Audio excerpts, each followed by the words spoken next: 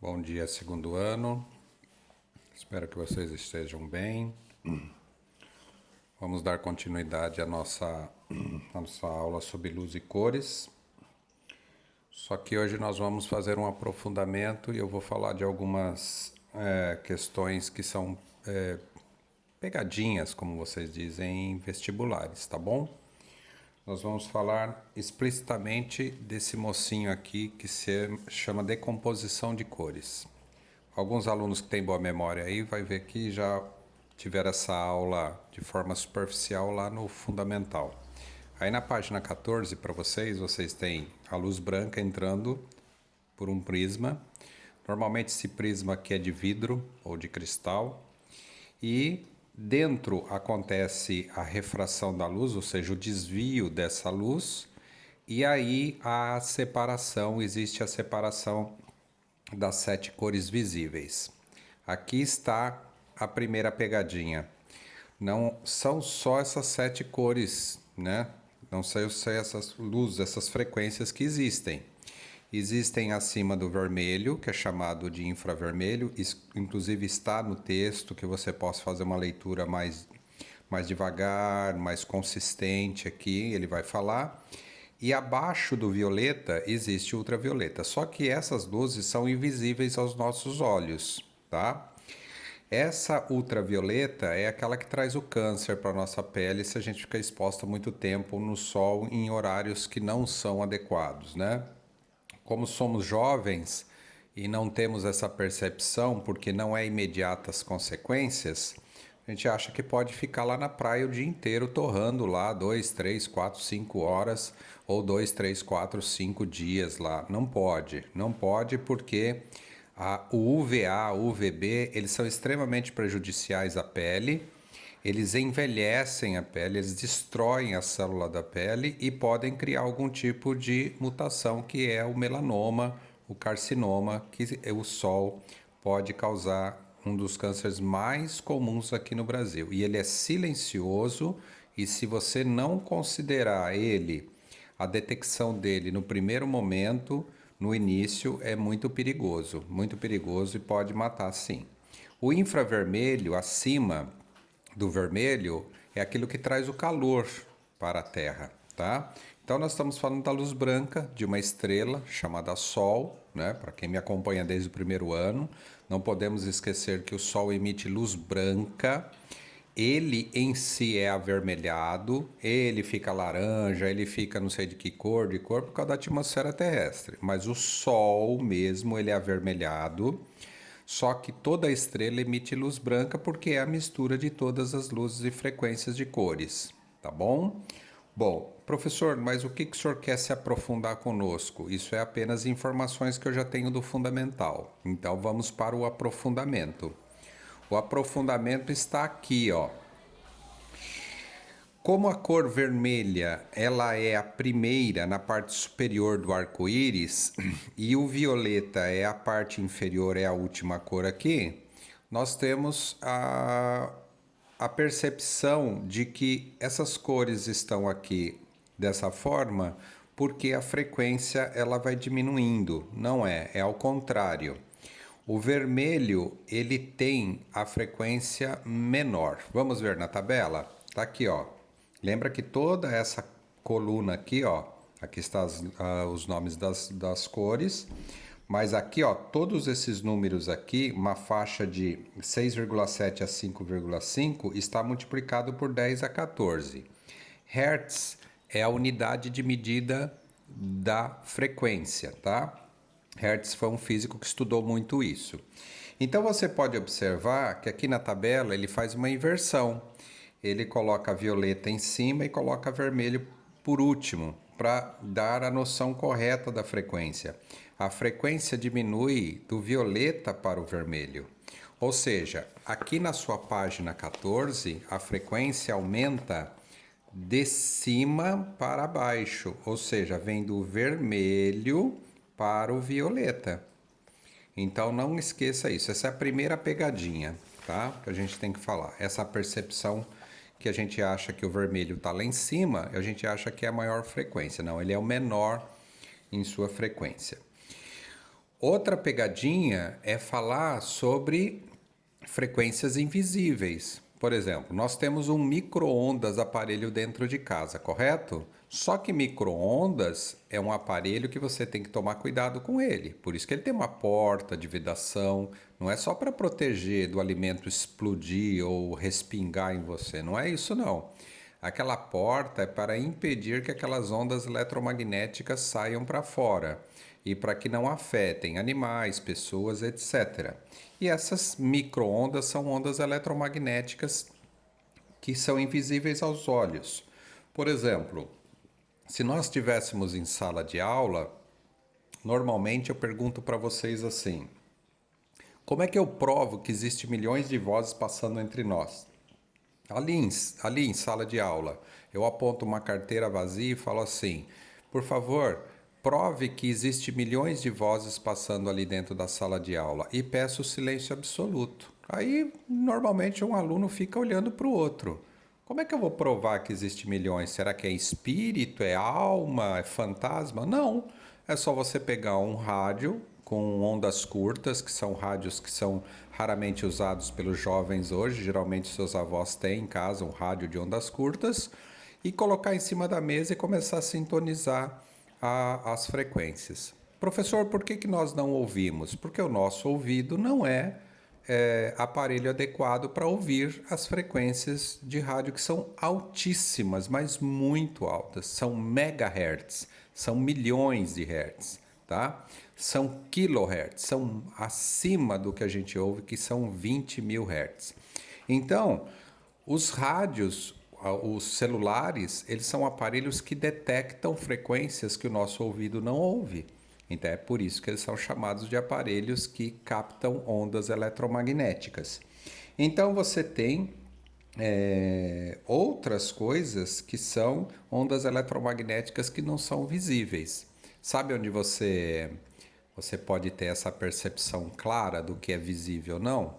Naquele filme Lucy, quando ela está dentro do carro na frente de um prédio e está tentando interceptar uma ligação telefônica.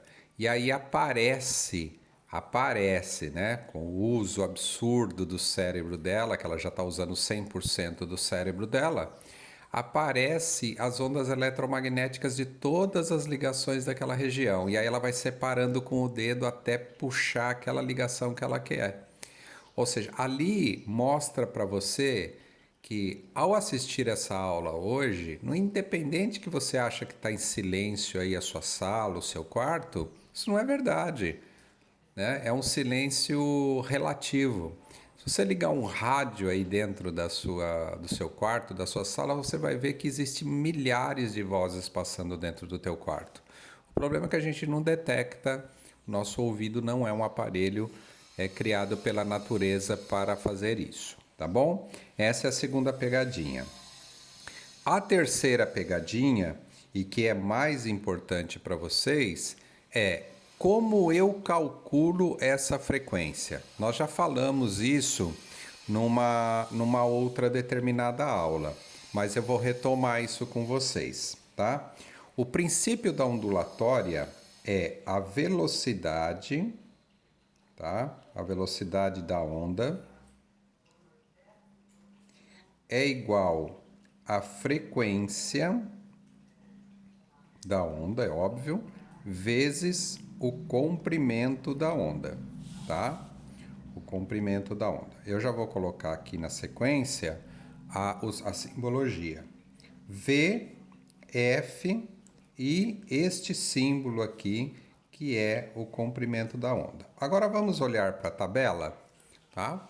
Eu não vou nem fazer um exemplo, porque isso já foi dado na aula do terceiro bimestre lá, tá?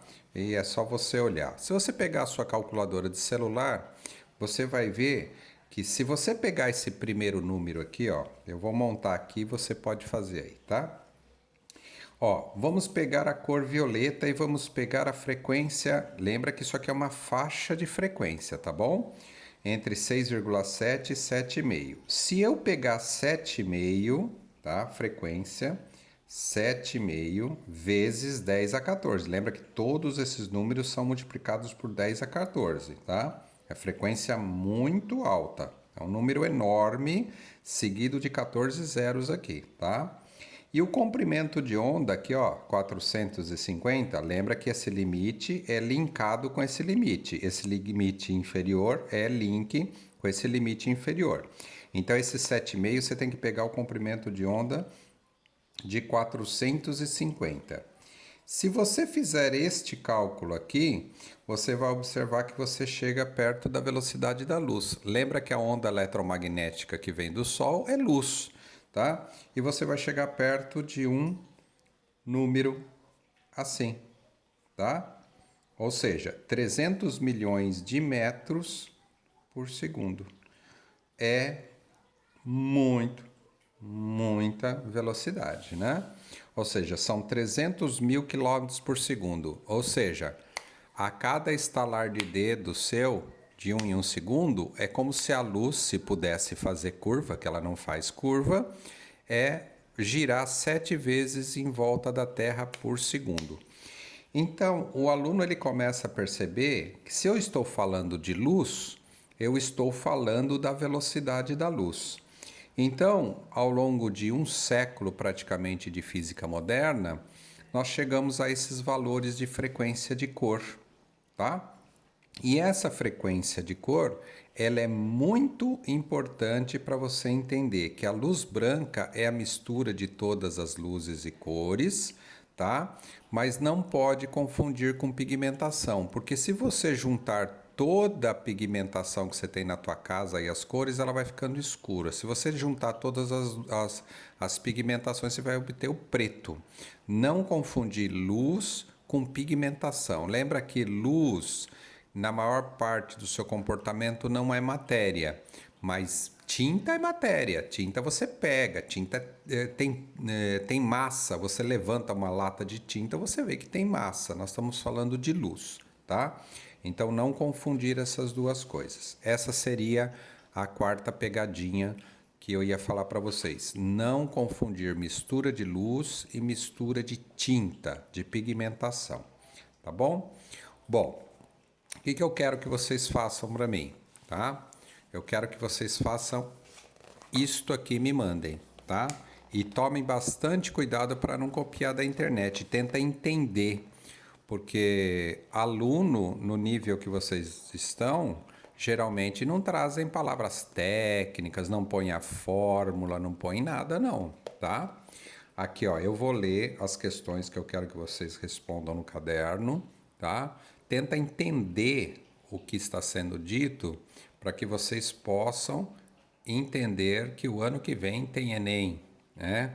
E o ano que vem não é atividade em casa, com Google por perto, nada disso.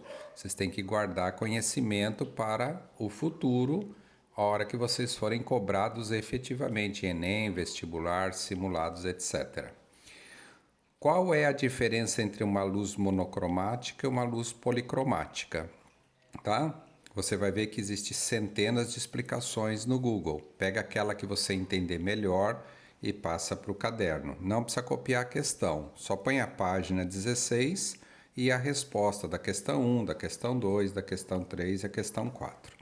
O que é uma onda eletromagnética? Isso aqui já foi respondido por mim lá numa aula anterior. Quem vem acompanhando já sabe até a resposta. Explique como ocorre a dispersão, quer dizer, aquela separação da luz em várias cores, que é isso que está aqui, ó. A resposta está exatamente na página anterior, né? Só que se chama dispersão da luz, tá? Entra a luz branca por o prisma e existe a dispersão e aí separa as cores. E aqui você toma cuidado porque é uma questão de lógica, tá? Essa questão aqui tem que decorar o arco-íris. Qual é a cor que está mais em cima e qual é a cor que está mais embaixo, tá? Essa questão 4 do Enem está a explicação na internet de várias formas, mas tente não ler primeiro, tente entender. Ó, a figura do prisma, a luz branca entrando, olha a separação das cores, aqui só tem algumas cores, você vai ver que se você for uma pessoa observadora, você já sabe qual é a resposta sem consultar. E aí você vai ficar feliz porque você não precisou de ajuda para resolver a questão do Enem. Ó, Enem de 2018, hein? Então são questões recentes, tá bom? Então essas 4 questões aqui é a nossa atividade dessa semana, tá bom? Hoje é dia 4, então vocês devem me mandar isso até o dia 14. 10 dias para essa atividade aqui é suficiente, tá bom? Segundo ano. E fiquem bem, se cuidem aí e cuidem das famílias de vocês, tá bom? Um abraço.